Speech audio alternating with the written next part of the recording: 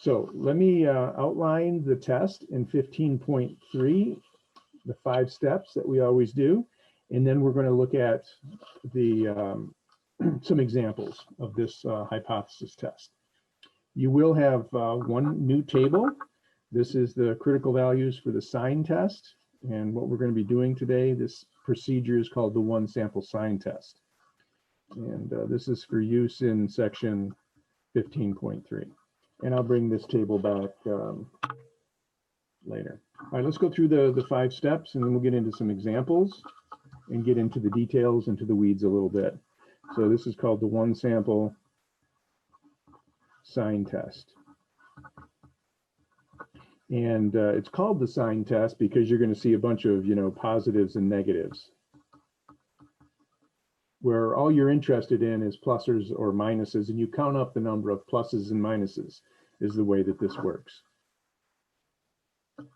So step number 1 is the hypotheses. All right, for this test, there's no p-value approach. Well, I shouldn't say that. I guess there is.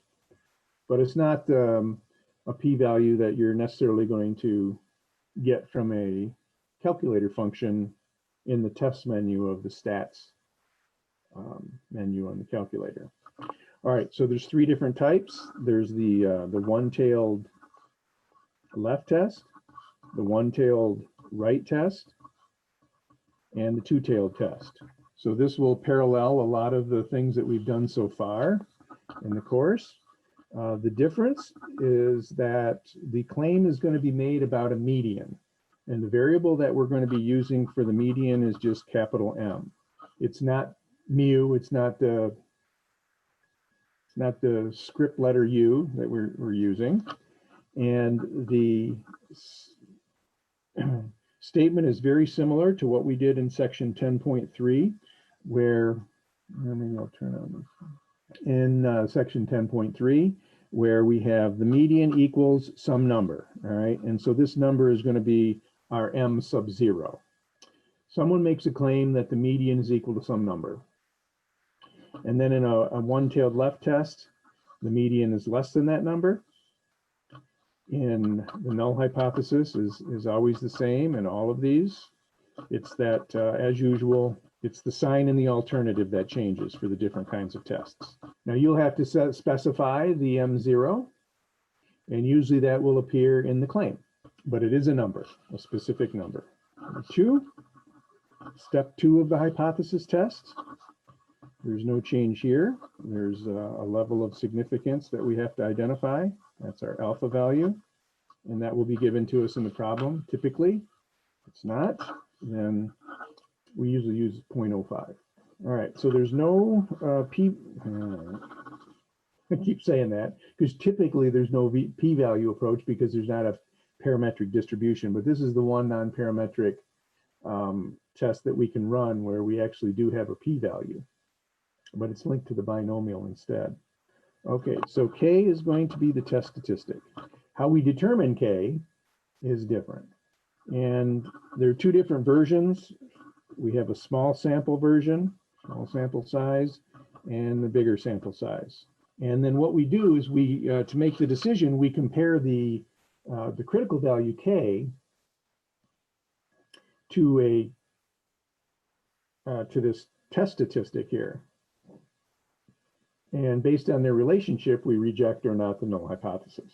All right, for the bigger sample size, we're talking if n is larger than 25. But for the smaller sample size, n is less than or equal to 25, we're going to use this approach. All right, so it's the Sine test. So the K is the number of plus signs or minus signs. And depending upon the test, that'll tell you what K is. For the bigger sample size, we have this.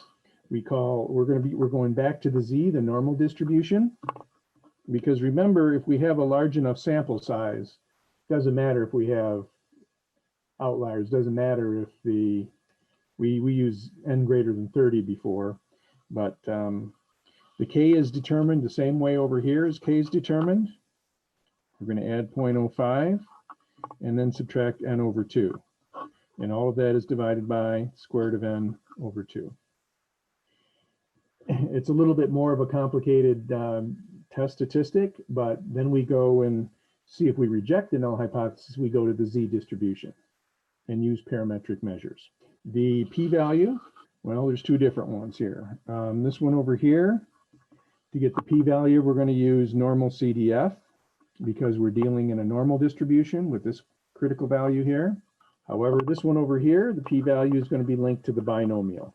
Binomial CDF n and p and x.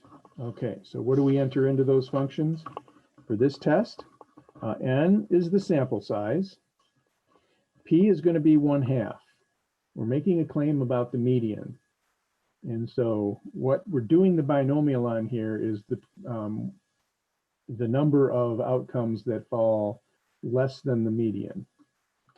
And the k value is what we put in the third spot.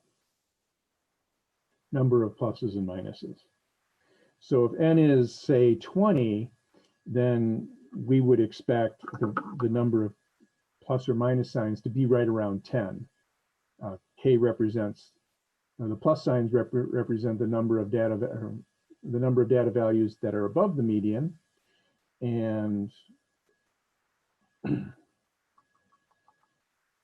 we would expect in the median that the number of data values, if we have a sample size of 20, that the number of values above the median would be 10, and the number of values below the median would also be 10.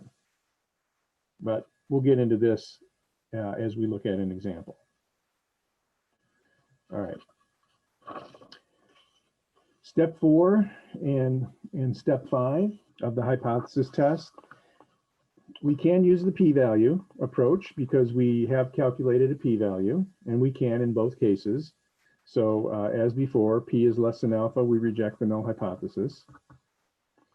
If p is greater than or equal to alpha, we do not reject the null hypothesis. All right, so we can use the p-value approach. There's no difference there. The critical value approach, we just don't have a graph, right? But basically, if the test statistic is less than the critical value, then we reject the null hypothesis. And I think it's less than or equal to. Our test statistic will be k, and our critical value we will get from table, the one sample Sine Test table, which is table 11, xi. And 5 is the conclusion, and there's going to be no difference in how we interpret the conclusion of the hypothesis test. All right, so those are the 5 steps, and now let's take a look at a couple of examples. You do have some notes in e-learning here. Here you can see the 3 different tests. The M0 value will be determined by the claim. Your notes break it down into the small sample case, if n is less than or equal to 25, and then the large sample case down here. All right, here's what the k, the test statistic will be. If you have a two-tailed test, that's treated differently. But if you have a one-tailed left test, what you're going to do is you're going to count up the number of plus signs and number of minus signs. You're going to give a plus sign for every data value that's larger than the hypothesized median, and you're going to give a minus sign for every data value that's less than the hypothesized median. And then you're going to count up the pluses and the minuses. The test statistic will be the number of plus signs. For the one-tailed right test, the test statistic will be the number of minus signs. That means the number of data values that fall less than the hypothesized M0 value, hypothesized median. And over here, you're going to find the smaller of. So the minimum between the number of plus signs and the number of minus signs. We'll get to the large sample case later if we have time on that. All right, so we take you through the steps.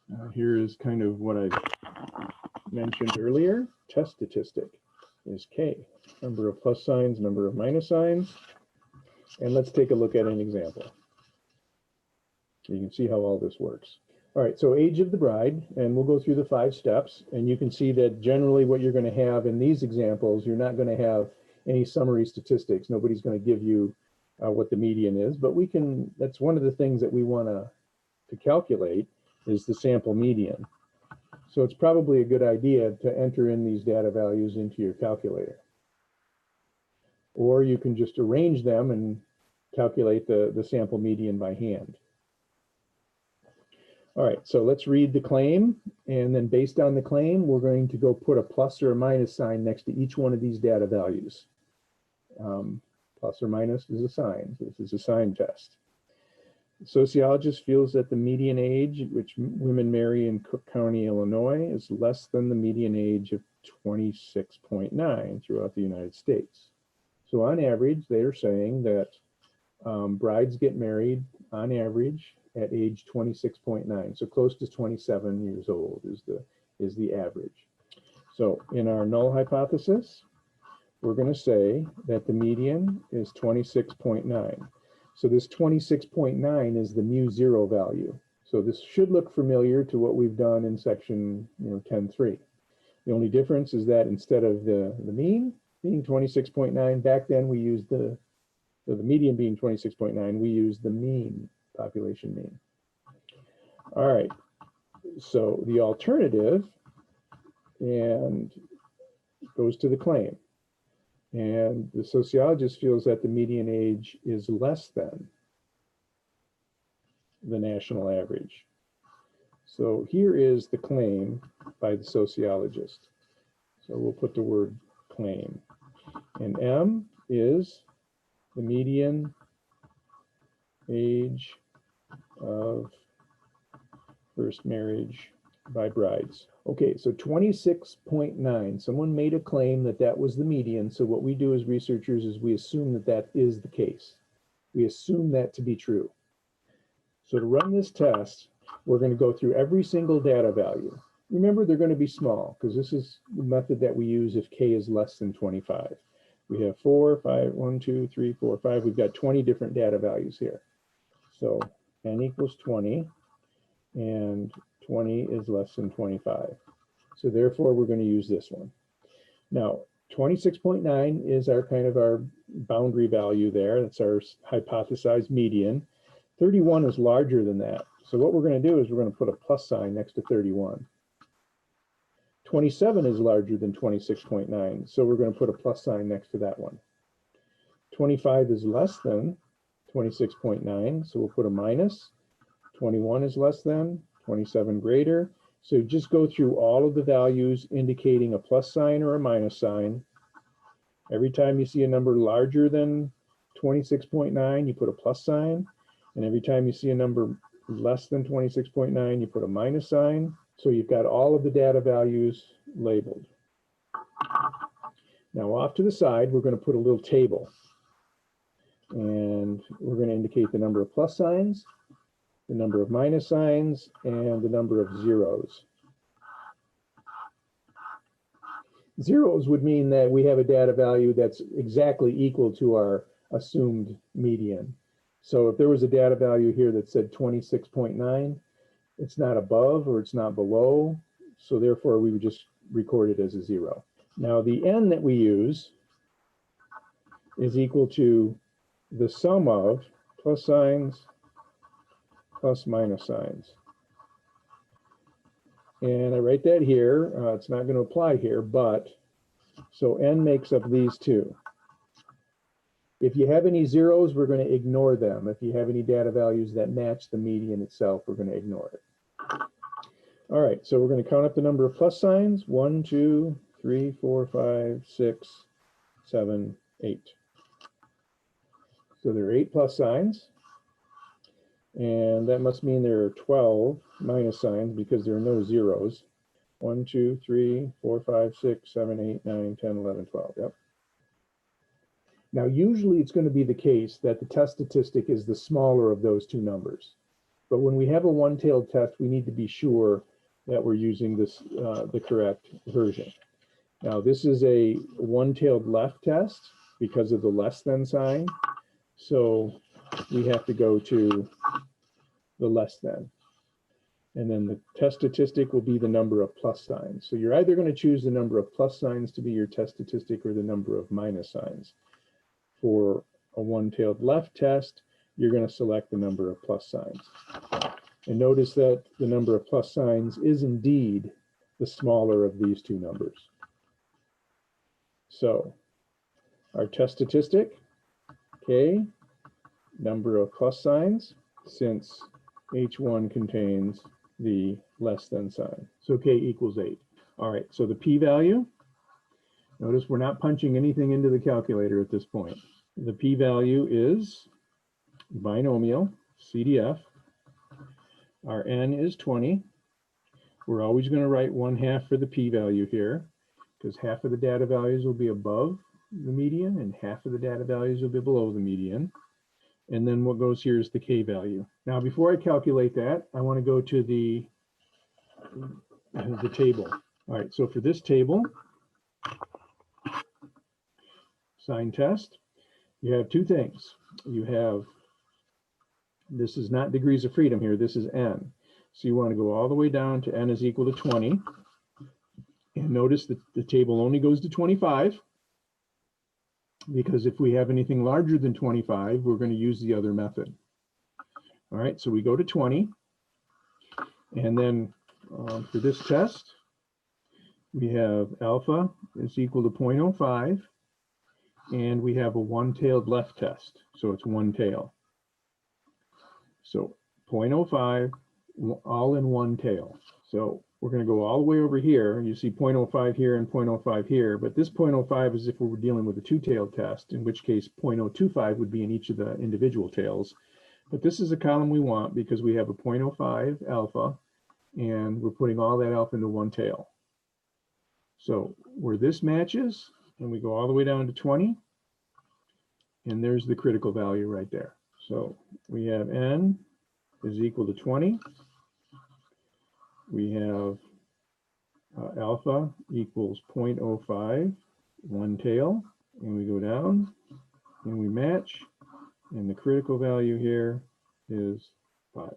And then, okay, so this is one you want to write down for the small sample case. If K, which is our test statistic, if it's less than or equal to the critical value that we just got from the table, then we're going to reject the null hypothesis. And notice the sign is less than or equal to. If K is less than or equal to the critical value, then we reject the null hypothesis. We also know that if P is less than alpha, we're also going to reject the null hypothesis. So we have two different approaches here. All right, our K value is 8. K equals the number of plus signs. Our critical value from the table was 5. And we see that the critical value is in fact larger than. Our test statistic is larger than the critical value. So if K is larger than the critical value, then do not reject. And that's the situation we find ourselves in this problem. Okay, let's take a look at the p-value now using the binomial CDF function. Remember, that's in the distributions menu of your calculator right there. Use that back in chapter 6. So go down to binomial CDF and not PDF, and we type in 20 and then 1/2 and then 8. And we get 0.252. So this is consistent with our decision using the critical value approach. That since P is greater than alpha, we do not reject the null hypothesis. So we do not reject using the p-value, or we do not reject using the critical value approach. So what does this mean? Well, we've made the decision. We are not going to reject the null hypothesis. Therefore, we don't have enough evidence to support the claim. So that's what we're going to write out. And the claim that's being made here, that the median age of a bride is less than 26.9 years Now, this is the very first test where we've made claims about medians. So if you ever have a test you're reading about on a homework problem or a test question, if it's the claim that's being made about a median, then you definitely want to start looking at section 15.3, because it's the only place where we saw claims being made about medians. All right, let's kind of look at this in a little bit more detail. What I'm going to do is I'm going to take each one of those 20 values and write them along a table and actually calculate the median to see, is the median age based on this data, is it significantly different? I'm not even going to put it into the calculator. I could put it into the calculator. I'm not going to, though. All right, so I'm just going to try to write these ages from smallest to largest. It looks like we don't have any bride in the teens here. No 20s, but we have a 21. Looks like we have a couple of 22s. Have at least a couple of 23s. Oops, no, there's a 30. A couple of 24s, 24s it looks like. 1, 2, 3, 4. Calculator could do this much faster, but I'm just listing them in order. 1, 2, 3, 4, 5, 6, 7, 8, 9. Okay, the next one is 10, 25. There's another 25. And then we've got a 26. Looks like we have 3 27s. All right. We have a 28. So maybe 2 30s. And what's left? A 32 and a 31. All right, so there they all are. And all of those data values now are sorted. 2, 4, 6, 8, 10, 12, 14, 16, 18, 20. Okay. Now, there are 20 different data values. So if you want to find the median, you have to go between the 10th and the 11th. 1, 2, 3, 4, 5, 6, 7, 8, 9, 10, 11. So the median, and this is the sample median, is equal to 25. Now our claim was that the median was less than 26.9. So clearly our median is less than 26.9. But remember, when we do hypothesis tests, we have to be sure that we wouldn't get this result just by random sampling variation. So we need it not just to be less than 26.9, but significantly less than 26.9. So the question is that significantly less than 26.9? Now, when you have them ordered, then all of these that are less than 27 or 26.9, these are all going to be minuses. And then beginning with 27, that's the first number that exceeds 26.9. So all of those are going to be pluses. Now, I want to show you why it is that we count the number of plus signs and the number of minus signs. If this was true, then we would know that half of the data values are less than the median and half of them are larger. But we can see here that more are less than 26.9 than larger than 26.9. Let me change things up just a little bit, just so you can see how this works. And I'm going to say instead, what if we did the study where the median was less than 30? If that was the claim that was made. Now let's count up the number of pluses and minuses. I'm going to write down all the original data values. And if we had an alternative hypothesis where someone said that the median age was less than 30 instead of 26.9, then this is how we would have to do the pluses and minus signs.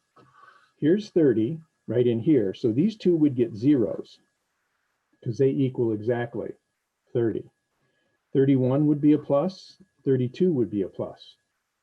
But all of these other ones would be minus signs like that. So when you did the table of pluses and minuses and zeros, you would find only 2 plus signs, 2 zeros, and the remaining 16 values will have minuses attached to them, beginning right here. 1, 2, 3, 4, 5, 6, 7, 8, 9, 10, 11, 12, 13, 14, 15, 16.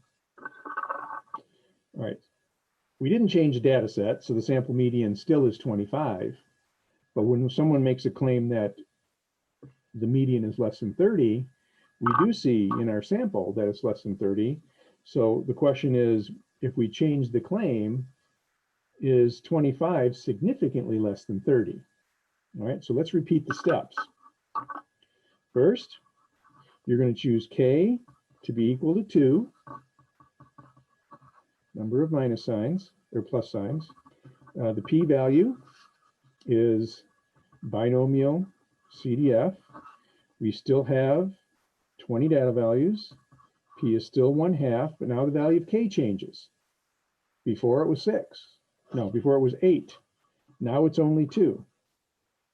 The critical value has not changed because we still have the same n. Critical value is still 5. We have the same alpha. But now, if you compare k and the critical value, you see that k is less than the critical value, less than or equal to. 2 is less than or equal to 5. So in this case, we would reject the null hypothesis. So we would reject the null hypothesis if a different claim was made. Not the original claim, but if the claim was that the median age was less than 30 years old, then you would see that we would reject the null hypothesis in support that the median age was in fact less than 30. And if we calculate the p-value, hopefully you'll see here that the p-value is going to then be less than 0.05, and it is. All right, so you can see kind of how the logic works here. The idea is that if someone makes a claim that the median is some number like 27 or 26.9 or 30, then we count the number of, then what should be the case, if that is true, is that that median would be sitting right in the middle of the data set, which means you would have an equal number of plus signs on one side and minus signs on the other. When things get lopsided, that is, when the number of plus signs is dramatically less than half of the data value, then that's where you're going to be seeing a statistically significant result. Okay, let's take a look at this, this second example here. Housing prices on Zillow, Zillow.com. They give the estimate, call it the Zestimate on Zillow. If you go and you just type in, you know, houses in your neighborhood, you'll see what they estimate the values of the houses to be by going to Zillow.com. And so what they did here is they looked at the difference between what Zillow estimated the house value to be, selling price, and what it actually sold for. And so we don't need this normal assumption here. We can have data values that are outliers. So this, does it tell us how do they subtract? If 0 is that the median difference is between the actual selling price and the Zestimate. Okay, so this particular one, the Zillow estimate was off by $2,500, and it was a little bit lower. So this house actually sold for $2,500 more than what Zillow estimated it to be sold for. Whereas this one here, this one sold for $79,000 more than what Zillow said it should be worth. So you have 10 different homes here in, let's say, a neighborhood, randomly selected, and this is what it found. Zillow didn't hit it right on the nose, but you can see it came pretty close in some cases. So we have 10 different data values, but remember that the n that we use in this problem is going to be equal to the number of plus signs plus the number of minus signs. So we have to make sure we don't have any zeros in here. All right, do the data suggest that the Zestimate is inaccurate?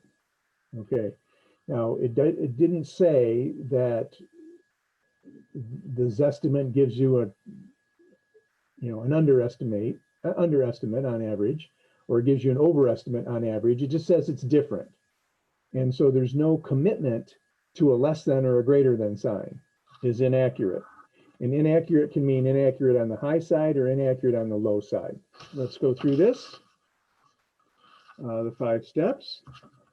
For this particular one, we have the null hypothesis, and the median is equal to 0. If the median is equal to 0, remember they're subtracting what Zillow gives as the estimate for the house value and what the house actually sold for. And so if Zillow was accurate, then the median would be 0. The alternative, they are not making a commitment to the Zillow estimate, this estimate being larger or smaller than the actual selling value. So this one says, do the data suggest that this estimate is inaccurate? So this would be accurate, this would be inaccurate.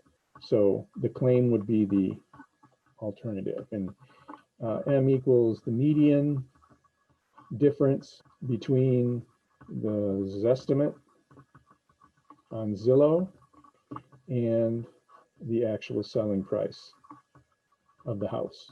All right, you can see right here what the level of significance is. Alpha equals 0.05. And now what I'm going to do is I'm going to list those 10 data values so that you can see them. And then we're actually going to calculate the median. Should always do that anyway. If we're going to make a claim about a median, we should know what the median of our sample data is. All right, so we're going to start with the most negative, 79,500. And then we have negative 13,500, negative 12,500, negative 6,000, negative 1,000. And it looks like we have 2 negative 500s. 1, 2, 3, 4, 5, 6, 7. And then we have 3 values that are larger than 0. So those are our data values. Our mu0 value in the null hypothesis was the 0. And so everything that's a negative will get a negative sign, and everything that's a positive will get a positive sign, because 0 is kind of the boundary value. We have 1, 2, 3, 4, 5, 6, 7, 8, 9, 10. So the median will be between the 5th and the 6th data values. So 1, 2, 3, 4, 5, 6. So right in here is the sample median. And so the sample median is equal to, well, it's the number right between negative 1,000 and negative 500. And so that's negative 750. I have to even do a calculation there, which tells you that, you know, on average, Zillow is, with their estimate, is only $750 off from the actual selling price. And that's pretty good. Okay, let's got everything, the preliminaries out of the way, got the hypothesis. Step 3 is to calculate the test statistic and the p-value. And so let's do that next. This one is unusual. This is not like what we've done before, but to determine the test statistic, we identify the number of plus signs, 1, 2, 3. Number of minus signs, 1, 2, 3, 4, 5, 6, 7. And here's another one where we have no data values that match the 0, right? I mean, Zillow didn't estimate any one of these houses exactly. All right, so we're going to add those two numbers together to get our n. That's 10. This is the only test where that we have so far where the number of data values is not determined by the number of data, or the n is not determined by the number of data values. We actually have to do this table and then calculate the n after that. All right, so this is a not equal to 1 here. And so I'm going to point you to the notes. When you have a two-tailed test, the test statistic will be the smaller of the number of plus signs, number of minus signs. So this is the one where we say k must be equal to 3, and that's the smaller of number of plus signs or number of minus signs. And so 3. Right, now let's go to the table and find the critical value. All right, so what we need is we need k, and we need alpha. And we need to know that this is a two-tailed test. So with, well, we don't really know that. We really don't need the k. We'll look at that later, but we need to know alpha, and we need to know that it's two-tailed test, and n is the one we need. N is equal to 10. Okay, so now we have alpha 0.05 in two tails. So we're going to want to use this column. And then we go down to where n is equal to 10. And you are correct. So the critical value is equal to 1. So the critical value is equal to 1. And once again, we have k is greater than the critical value, so we do not reject. The p-value is binomial CDF.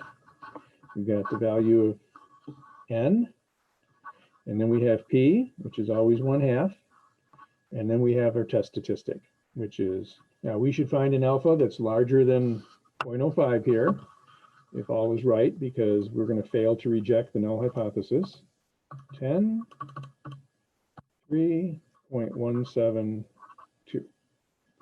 P greater than alpha, and that implies that we do not reject the null hypothesis. Okay, we do not reject, and so now the only thing left to do is to, write the conclusion. So we did not reject the null hypothesis, so we were not able to support the claim that there's a difference between, or that the Zillow estimate is inaccurate. So I guess it might be the case that the Zillow estimate is accurate.